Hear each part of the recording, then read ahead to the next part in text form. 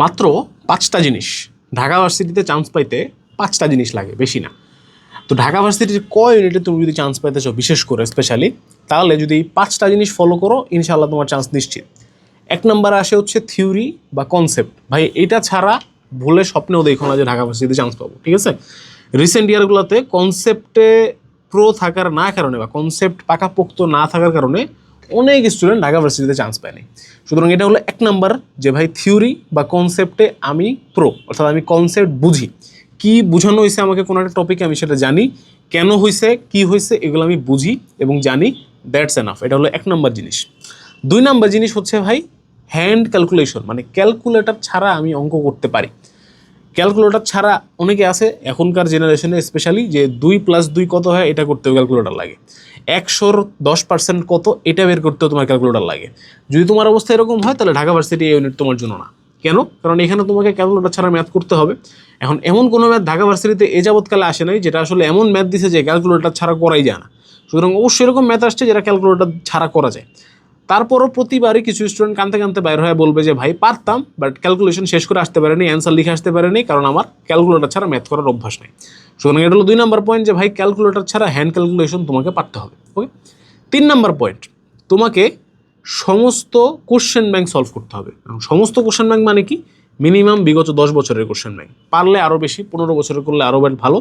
এবং প্রশ্ন ব্যাংকগুলো শুধু রিডিং পড়া না, প্রশ্ন ব্যাংকগুলো এমনভাবে সলভ করতে হবে ভাই যাতে করে যে কোনো সময় তোমাকে যদি ওই প্রশ্ন ব্যাংক থেকে একটা প্রশ্ন তুলে দিয়ে বলা হয় যে ভাই কোশ্চেনটা সলভ করো, তো তুমি সাথে সাথে কোশ্চেনটা সলভ করতে পারবা। এইটাকে বলবো হচ্ছে আমরা কোশ্চেন ব্যাংক সলভ করতে পারা। তো 3 নম্বর পয়েন্টটা কি ভাইয়া?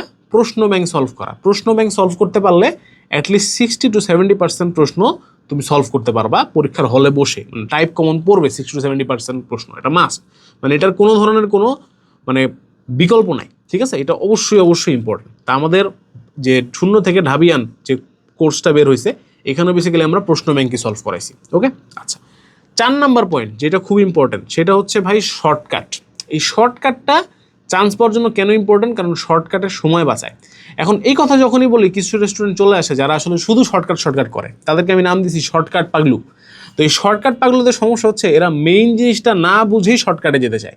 এটা কিন্তু আবার বিপদ, ঠিক আছে? সুতরাং তোমাকে মেইন জিনিসটাও বুঝতে হবে, সাথে শর্টকাটটাও পারতে হবে। তাহলেই হচ্ছে কি হবে, পরীক্ষার হলে বসে যেখানে শর্টকাট লাগবে সেখানে শর্টকাট লাগাবো, যেখানে কনসেপ্ট লাগবে সেখানে কনসেপ্ট লাগাবো, ঠিক আছে? গেল। Last but not the least, তোমার কি লাগবে জানো? প্রচুর পরিমাণ প্র্যাকটিস। ঢাকা বিশ্ববিদ্যালয়ের প্রশ্ন খুবই সোজা হয়। ঢাকা বিশ্ববিদ্যালয়ের প্রশ্ন তুমি যদি দেখো যে কোনো র্যান্ডম ডেতে খুলে, তোমার কাছে মনে হবে যে এই প্রশ্ন এবার কী হবে, মাত্র 6%, 7%, 9% পাস করে। বাট পরীক্ষার হলে বসে এই জিনিসই মানুষ পারে না। কেন বলো তো? কারণ প্যানিক, প্রেশার, টাইমের প্রেশার, শেষ করার প্রেশার, কম্পিটিশন, এই ব্যাপারগুলো যখন ব্রেইনের ভেতরে কাজ করে তখন আসলে ইজিলি প্রশ্ন সলভ করা যায় না ভাই।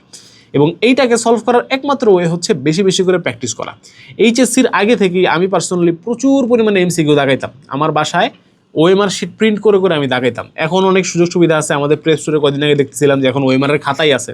আর তোমরাও চাইলে যে কোনো জায়গা থেকে ওএমআর প্রিন্ট করা নিতে পারো বা খাতা কিনে নিতে পারো এবং বেশি বেশি করে এগুলা দাগাইতে পারো, বাসায় বসে বসে প্র্যাকটিস করতে পারো। সুতরাং কী কী বললাম আবার একটু ছোট্ট করে রিভাইজ করে দিই ভাইয়া। প্রথম কথা হচ্ছে থিওরি বা কনসেপ্ট, এটা ছাড়া ঢাকা ভার্সিটিতে চান্স পাওয়ার কোনো সুযোগই নাই। 2 নম্বর হচ্ছে হ্যান্ড ক্যালকুলেশন, এটাও মাস্ট ভাই। হ্যান্ড ক্যালকুলেশন ছাড়াও চান্স পাওয়ার কোনো সুযোগ নাই, কারণ তোমাকে ক্যালকুলেটর দেওয়া হবে না। 3 নম্বর হচ্ছে ভাই কোশ্চেন ব্যাংক যদি সলভ করতে না পারি তাহলে লাভ নাই। যে কোনো মুহূর্তে যে কোনো কোশ্চেন সলভ করার অ্যাবিলিটি থাকতে হবে। 4 নম্বর কি বললাম ভাই? 4 নম্বর বলেছিলাম হচ্ছে শর্টকাট। অর্থাৎ যদি তোমার এমন হয় যে আমি পারি কিন্তু শর্টে পারি না, তাহলে কিন্তু চান্স হবে না। আর 5 নাম্বার হচ্ছে গিয়ে প্র্যাকটিস, বেশি বেশি প্র্যাকটিস করবা, বেশি বেশি এক্সাম দিবা, তাহলে পরীক্ষার হলে বসে টেনশনটা কম ফিল হবে। তারপরও ফিল হবে, বাট একটু কম ফিল হবে, চান্স পাওয়ার সম্ভাবনাটা বেশি থাকবে। সবার জন্য অনেক অনেক শুভকামনা। আশা করি তোমাদের কিছুটা হলেও ভিডিওটা কাজে লাগবে। আসসালামু আলাইকুম, আল্লাহ হাফেজ।